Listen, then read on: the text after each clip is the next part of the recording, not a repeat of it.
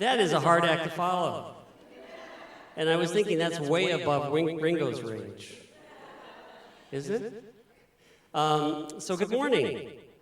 Good. I'm Jeff Clark. I'm a member of the Board of Trustees for this Unitarian Universalist Society. I use he, him pronouns.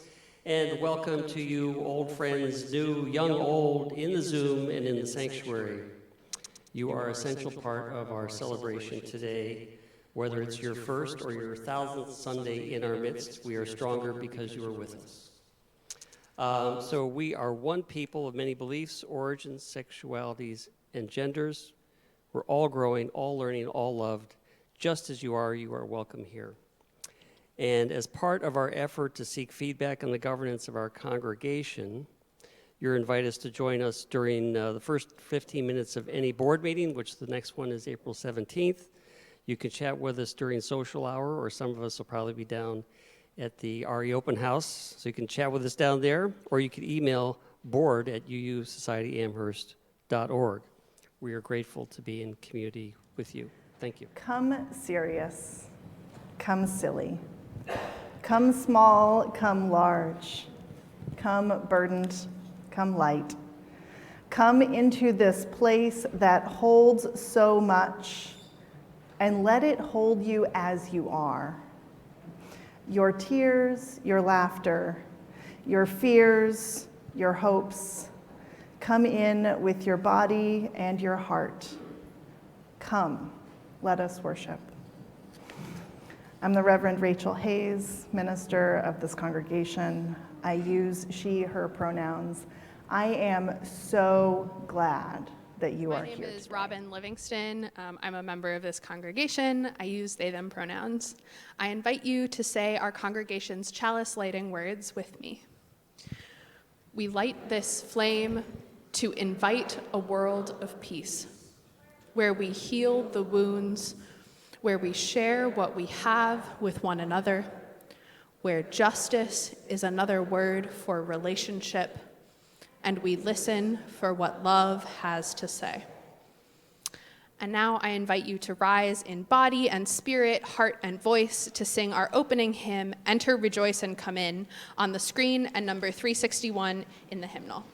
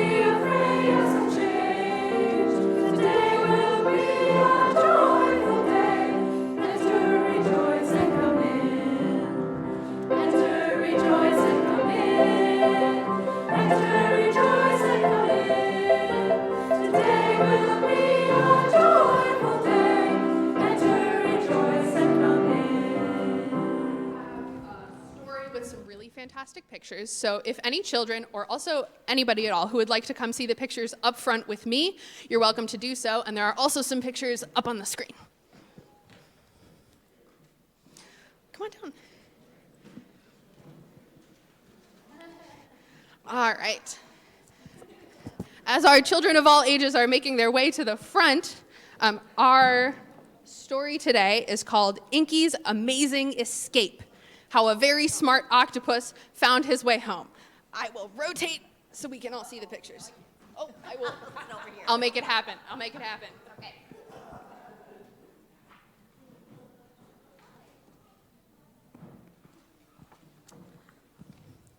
The baby octopus hatched out of an egg the size of a grain of rice. His mother used her jet to blow him from her den out to the sea, along with his tiny octopus brothers and sisters. Each octopus set out on a journey alone. They're born ready to explore.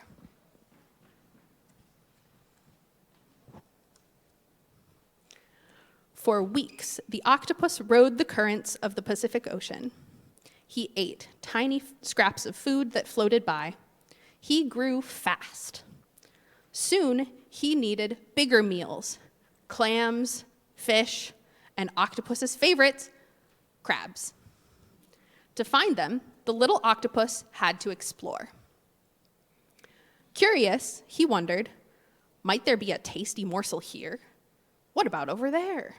He poked his slippery, bendy arms into every nook and cranny. Soon he found a yummy clam. He used his strong suckers to pull the clam apart and ate the clam for dinner. Now the octopus was sleepy. How would he find a safe place to nap? He searched among the coral. He found a crack that led to a little cave. In went 1 arm, 2 arms, 4 arms, 8. Good night.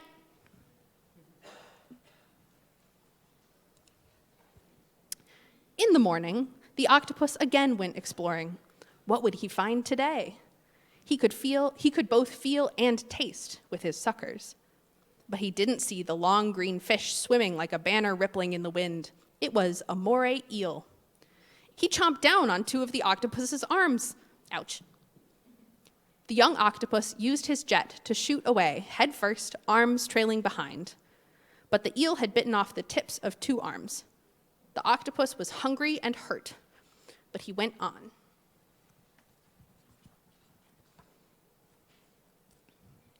The octopus spotted a wooden box lying on the sea floor. In went his slippery, bendy arms. In went his squishy head. He ate the lobster. Then he took a nap. Woken from sleep, the octopus felt himself rising up and out of the water. What the octopus thought was a safe den was a fisherman's lobster trap. Uh-oh. Yeah, uh-oh. You aren't a lobster, the fisherman exclaimed. Who do we have here? The octopus, who had never seen a human before, wondered the same thing. You're hurt, the lobsterman observed. He decided to take the little octopus to the aquarium. There's the octopus in the trap there. The aquarium keeper saw the octopus's hurt arms. You'll be safe with us, she told the octopus, and poured him into a tank. She named him Inky because when they're scared, octopuses can squirt ink. But the little octopus wasn't scared. He was ready to explore. He felt and tasted the glass and all the corners with his slippery, bendy arms and his strong suckers. He crawled to the top of the tank and looked up at the keeper. She handed him his favorite snack, a yummy crab. Now they were friends.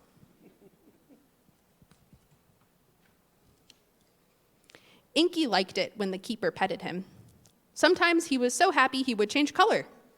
Octopuses can change color to fool prey and escape enemies, but they show their feelings this way too.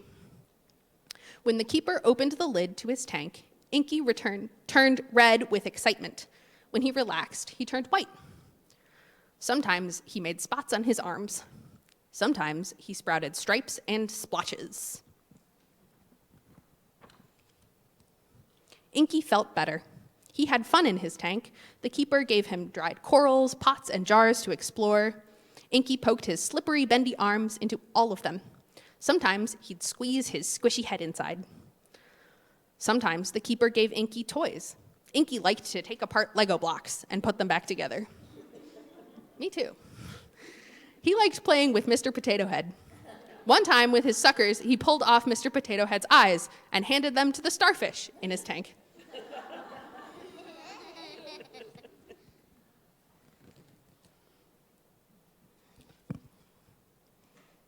Inky grew very fast. When he arrived at the aquarium, he was the size of a baseball.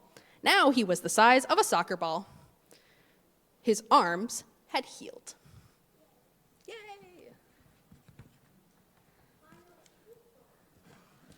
Great question. Inky was always exploring. One night, the keeper forgot to close the lid to Inky's tank tightly enough. First, one arm, then another, and another, then all 8 arms climbed out of the tank. Finally, his squishy head was out too. Inky slid along the floor, exploring with his arms. Soon he came to a hole, a drain for the water always slopping out of aquarium tanks and hoses. Where would the hole lead? Any guesses? Yeah, the ocean. There was only one way to find out. He poked his slippery, bendy arms into the drain. 1 arm, 2 arms, 4 arms, 8. He pulled and pushed, he pushed and pulled, and finally his squishy head popped inside the drain too. There he goes.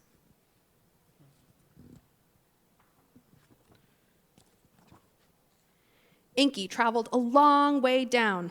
Down and down, Inky inched his way through the long pipe. At last, he could feel and taste a change. Out popped 1 arm, 2 arms, 4 arms, 8, and finally Inky's squishy head was free again. The drain pipe ran right back into the Pacific Ocean.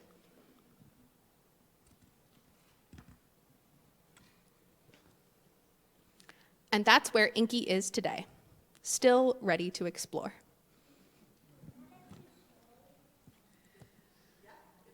It is a true story. Yeah, there's a picture on the back of the octopus named Inky. Yeah, there's Inky in his tank.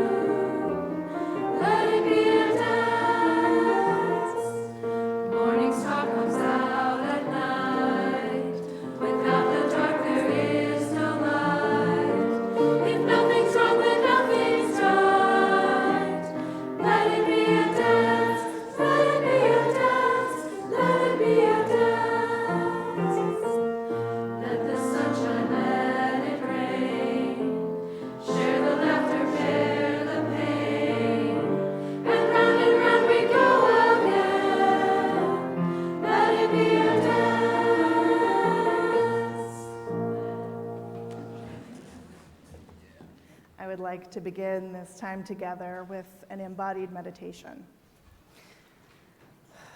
I invite you back to your breath and the feeling of your body. The breath inside you, the air around you, the bones and muscles holding you up,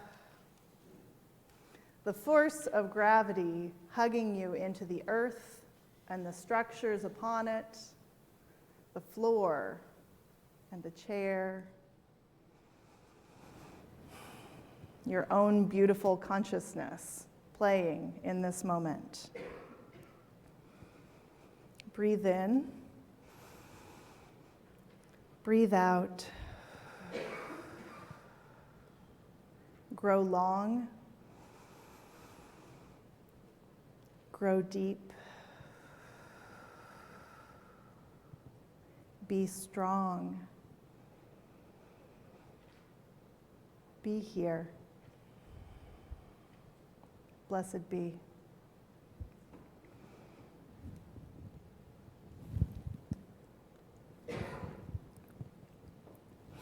The year I lived in DC, I took a bunch of theater classes. I worked at the theater so I could take classes in their conservatory for half price, which was a really good deal. I signed up for Principles of Realism and braced myself for doing scene work in the 20th century, two people having a life-changing conversation style, which was not my favorite. I had my prejudices and did not connect with what I assumed I would be learning. You see, I was all about the work of poetic theater playwrights like Mac Wellman and setting free the imagination to ask big questions on a tiny budget rather than trying to breathe life into a photograph, or so I prejudged. The funny thing about this realism and its principles we were supposed to learn was that we had to set free our imaginations to get there, with no budget at all. One of the first assignments for that class was to do an animal improvisation. We had to observe an animal until we could portray it in the conservatory classroom. For some reason, I decided I was going to be an octopus.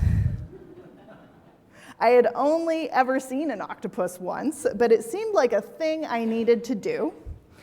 Luckily for me, there was an octopus in the National Zoo, so that weekend I went to the zoo and stood in front of that big tank in the invertebrate house, just stood there and watched the octopus all noodled up into the upper corner of the tank. It wasn't doing much. So other people did not stop for long. They mostly paused for a moment before heading on to the crabs or other residents on exhibit. It felt like being in a train station and not taking a train, just standing and watching as everyone moves around you. I laid my bag and coat on the floor and decided that I could try to copy the octopus not moving, if it wasn't going to move while I was there. It swayed a little bit as it took in water through its gills and propelled it out through its funnel. So I started to play with the idea of being not so much air and bones, but muscle and water. That the water I was in and the water that was in me were the same. That my body was sensing the water all over me and through me. And there I was. Oh, so subtly rocking in place, trying to feel instead of my internal breeze of breath, an internal tide, constantly waving in and out. The octopus began moving its tentacles in tiny, subtle movements, tip over tip, like shoelaces trying to untie themselves. So I copied that motion in my hands and wrists, delicately spiraling, until the octopus's motion became larger, moving the whole arm. I moved my whole arm, trying to embody that fluidity of motion. I don't know when the octopus saw me mirroring its motion, probably pretty early on because they have excellent eyesight, but it started copying me back. I had done mirroring exercises many times in theater classes where two people face each other and make the same movement at the same time, and it looks like this. But this was the first time I had done such a thing with a non-human partner. The octopus made its movements larger and larger until we were dancing back and forth across the front of the tank. And I don't know how long we kept this up, whether it was 5 minutes or 30, long enough for me to get the feeling of the octopus in my body. My focus had narrowed to the tank in front of me. I could not tell you whether the invertebrate house was empty behind me or full of spectators. It was a silly moment. Silly, not meant disparagingly, but way down in its root as being in the same word family as soul, which is a thing I learned from that poetic playwright, Mac Wellman. Silly, as opposed to proper or moralistic or respecting of an external order. Silly as coming from its own impulse. Silly in the way that this play meant everything and absorbed my being. My soul was invested in dancing with this octopus, and I think that that is because the octopus was teaching me how to move from my center out. You see, an octopus, when it reaches, does not reach with the ends of its arms. The movement spirals from the center, like this, right? And until the whole arm, or sometimes the whole octopus, gets where it needs to go. The tips don't operate separately from further up the arm. Everything comes from the center. And we forget that, don't we, while we're moving around through the air with our skeletons inside us. We've even created a myth that the octopus can do 8 different things at once because of these 8 dexterous arms, rather than this unified grace I saw at the zoo. It's almost as though the 8 arms keep us from noticing the center. Everything has a center, even the octopus, even us.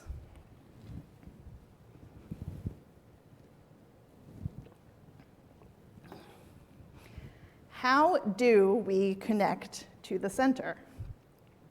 How do we connect to the soul? Ralph Waldo Emerson, in his Divinity School address, called for first soul and second soul and evermore soul to fix what has become stale and rigid in our life together. I don't know for sure that he would endorse pretending to be an octopus in public, but I do know that he was an advocate for the embodied and wholehearted embrace of life. And the only way to come back to soul over and over again is to come back over and over again, to risk appearing foolish for the demands of heart and soul. It's time to get silly, full of soul.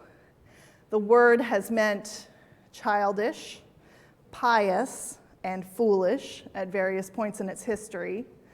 The best translation I can find for the word silly as I mean it, as I feel it, is wholehearted.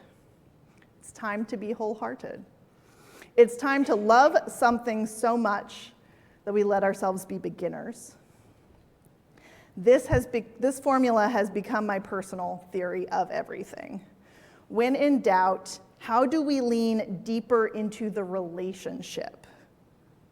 When called to something bigger, scale up from the center. When something goes wrong, where have we lost connection to the center? What is the wholehearted way to stay engaged? It's time to love people so much that we screw up on Tuesday and keep trying on Wednesday, not for the sake of optics, but for the sake of relationship. Daring to get it wrong in learning to get it right, learning in public, and for the love of God, loving joy more than wit. It's why we have covenants and not just rules. We make explicit here how to create relationships, not just how to break them. It's time to get silly, to love connection more than perception, to be fools together rather than cool to each other. It's time to be all in. It's time to ask the awkward question, listen to the answer. It's time to love one another instead of loving things about one another. It's time to be wholehearted, to jump in rather than hang back. What would happen if we tried to be wholehearted instead of being right or good or smart? Who would we be to one another if we dared to be all the way there without preconception? How could we be transformed by our own center? I think of how our life together might change, how we might reimagine our justice work, our idea of congregational right relationship, if we dared to work from relationship rather than an imposed agenda.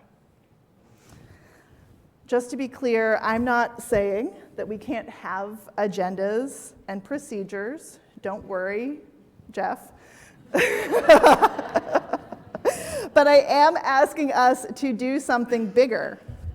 Agendas, procedures, bylaws, and institutions, if they are to exist, must serve our relationships rather than the other way around.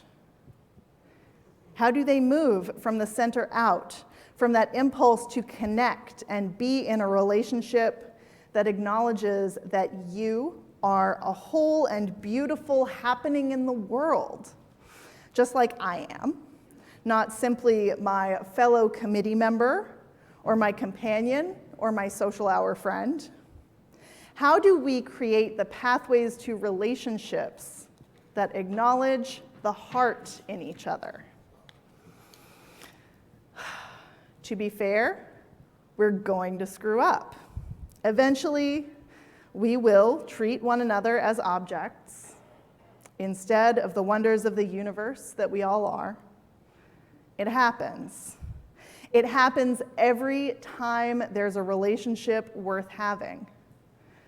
The way back in is to come back in. To lean into the relationship, the covenant, and say, I didn't take your perspective into account, and I am sorry. If any of you are taking notes, here's the formula. This is how I didn't honor you. I am sorry. Not, I'm sorry if you felt that way, or I'm sorry if I offended you. Nothing in the air, no if, just be sorry. And then you don't get to say what happens next. Honoring the relationship means not demanding a particular response, not imposing your project of how you will make amends. Return to treating them like the wonder of the universe who gets to make their own decisions and gets to decide how they show up to the relationship. You don't protect your image, you open up and learn how not to make that same mistake again. And while you're at it, scale down and be this generous with yourself. Scale up and live boldly into the communities that are part of your life. Scale all the way up and get into beautiful relationship with earth and sky and ocean. It's time to look like fools, to try something new, to invite the new kid to play, to be the new kid, to forget everyone is or is not watching. It's time to reach out in curiosity, because sometimes that which is curious reaches back, and the movement spirals from the center so beautifully, moving past what is probable and predictable to what is real beyond our imaginations.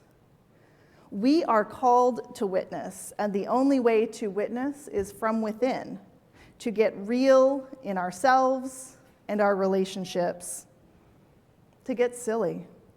It's where the joy is, where the heart is, where the soul is. And that is how we come back to center evermore. Please join me in a moment of prayer. Breath of life, beat of our whole hearts, we are called to this moment now. Help us to be wholehearted within it. May our heartbeats remind us to live expansively in ourselves and with each other. In the many names and many silences where we find our deepest connections. Amen. Blessed be.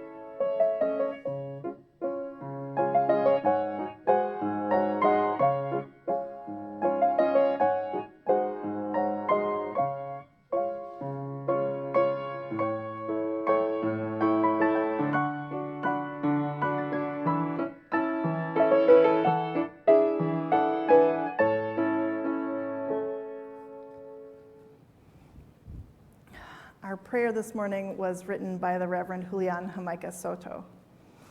We come to this day again. The subtext is this: being trans is not a tragic song and mournful dance. Remembering the dead is fine, the hard work of the living, the masonry of love, but do not spend so much time rehearsing aloud the legacy of violence and inheritance of fear that you forget. To be visible is to offer an invitation to something deeper, bolder, like the cold currents of the ocean carrying muscular fish, the means of connecting with the people we want to connect with. But trans people are not invisible in the way of ghosts, having given up tangible form. To make trans people visible is to tell the truth, that trans people have always been here, and no matter the complexity of a moment that makes trans folks targets of hate and misunderstanding, will always be here. And tell the truth that we are not discovering trans people like some new element with a name like Californium, but rather that as communities we are learning, perhaps for the first time, that without the presence of trans, non-binary, and intersex folks, our own blessing is not complete. Not because we have to extract it from somewhere, but because the wholeness of both the universe and humanity lies in the each of us and the all of us. Amen. I invite you to remain seated for our meditation hymn, Find a Stillness, on the screen, and number 352 in the hymnal.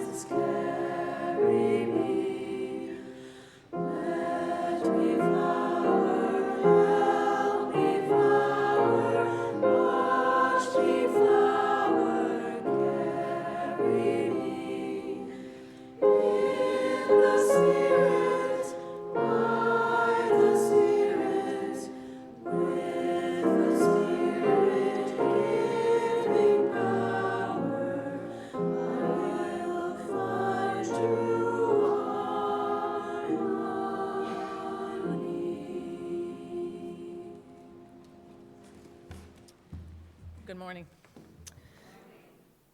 What do I value about UU? This is what I asked myself when Reverend Rachael asked me to do a pledge testimonial. And I kept thinking about different things, but I kept coming back to community and relationships. I didn't know you were going to preach on that today, I swear. I thought, well, is that really all? No, I like the programs. Actually, I like the people who come to the programs, so that's relationship. I like being part of the committees and doing the work of the society. Actually, I like working with the people, so that's relationships too. When I was asked to be on the board of trustees, I thought, what could I possibly offer that? I don't think very quickly on my feet. I'm really distractible. It's hard for me to sit still for 2 hours. Ask any board member. But what I have found is that I like going to the meetings, and it's because of the supportive relationships of the board members. I love knowing that I'm not walking through my life alone. There's relationships again.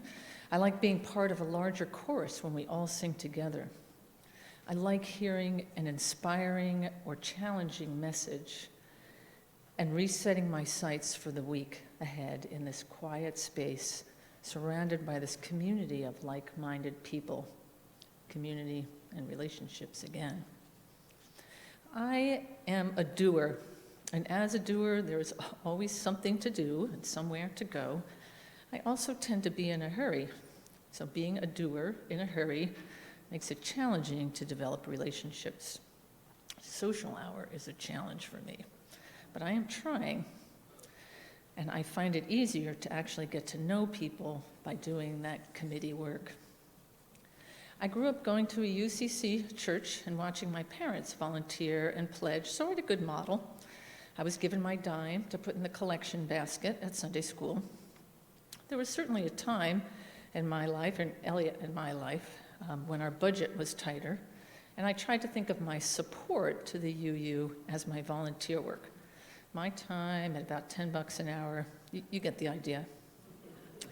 But sometimes I think about it like this. If Elliot and I were to go out to a movie, we might spend almost $40, tickets, popcorn, gotta have popcorn, just to be entertained. There's not really anything lasting from that experience other than a few memories. But when I come here and I sit with all of you, I can count on being comforted emotionally, engaged socially, and challenged intellectually. So I come because this is a community of people that I want to be a part of. There's nowhere else in my life that a group of people I'm with profess that I don't walk on my journey alone, or that justice is another word for relationship. This is why I financially support this faith community. What's happening? Community, we now interrupt these announcements for a message from our sponsor, Make a Mint. Make a Mint will boost your generosity, give you smoother skin, make your breath fresh, make you charming and funny, give you silky hair, and make you happy to donate in just one dose. Ask our accountant about using Make a Mint to ease our budget woes.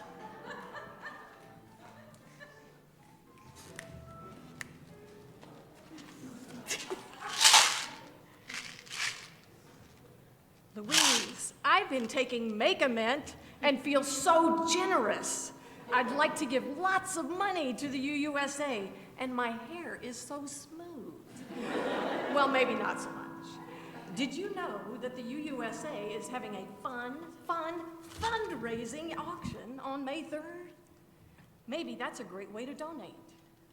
Everyone's been taking Make a Mint during social hour, so let's check out some of the brilliant ideas they've donated to sell at the auction. Maybe there will be something to brighten up my drab wardrobe. It looks like everyone, hint, hint, has thought of something to donate for the auction. This stuff really works. Look, there are cool things to buy. Like bagel seeds. We'd save a bunch by growing our own. Hey, we need those seeds. by growing our own bagels. Or dehydrated water. Just add water. This would be great to take on a hike. Or plant your own furniture. Harvest and build in just 40 years. And wow, someone even donated an iPad. Look, folks have offered services like a personal trainer to motivate you to walk around the block. I could probably do with the expert haircut since the smoothing is not working out so well. Maybe our snowbirds would want snow removal for their Caribbean island getaways. And everyone could use a hug a day. But I'm really looking forward to bidding on the terrific events like dinner and card games in Tarzan's treehouse, or camel rides at Groff Park. Wow, taking Make-A-Mint is really helping me get excited to donate and spend. Make-A-Mint, increase your generosity by 200% in just a single dose. Warning, side effects may include wanton merrymaking, a stitch in your side, uncontrollable smiles, new friends, and a balanced budget.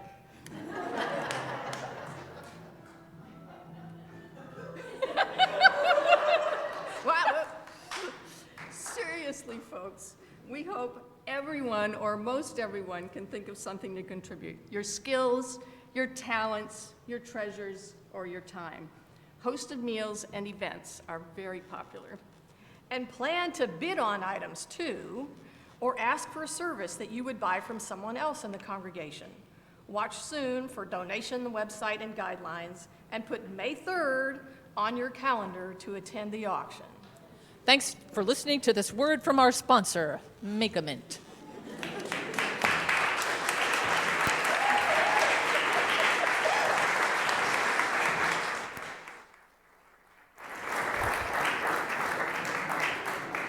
Who were those colorful characters?